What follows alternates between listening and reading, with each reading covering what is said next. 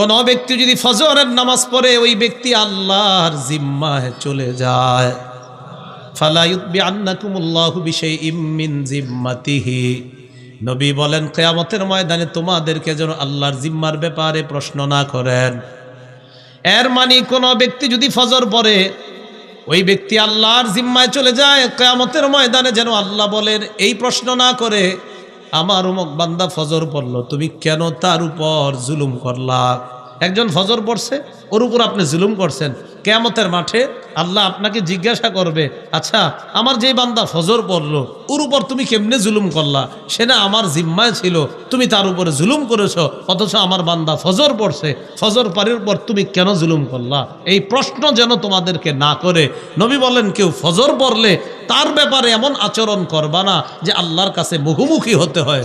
এজন্য ফজর পড়লে কেউ যদি ঝগড়া করতে আসে, বলবেন ভাই আমি ফজর নামাজ পড়ছি, ঝগড়া করার সময় নাই, আপনি চলে যান, আমি আল্লাহর জিম্মায় আছি, আমার ডিস্টার্ব করেন না।